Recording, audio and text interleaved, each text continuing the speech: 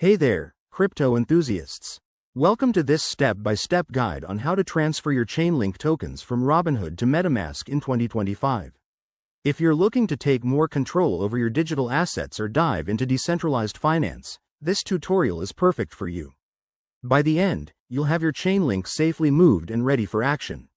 Let's jump right in. First things first, make sure you have Chainlink link in your Robinhood account.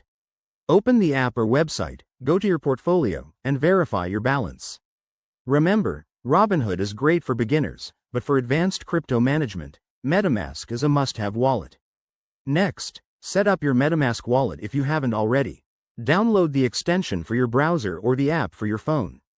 Once installed, create a new wallet or import an existing one using your seed phrase. Don't forget to secure it with a strong password and back up your recovery phrase. Crypto security is no joke. Now, for the transfer. In Robinhood, navigate to the Chainlink asset, select Withdraw, and choose to send it to an external wallet. You'll need to enter your MetaMask wallet address. To get that, open MetaMask, switch to the Ethereum network, since Chainlink is an ERC20 token, and copy the address from the top of the screen. Before confirming, double-check everything. Paste the address carefully to avoid costly mistakes. Crypto transactions are irreversible. Also, be aware of any network fees, which might have changed by 2025, so keep an eye on gas prices if you're on Ethereum. Hit Withdraw on Robinhood, and wait for the transaction to process. This could take a few minutes to an hour, depending on network congestion.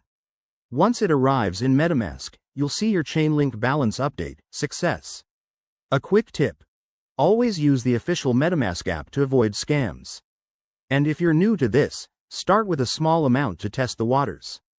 Thanks for watching. If this helped, give it a thumbs up and subscribe for more crypto tips.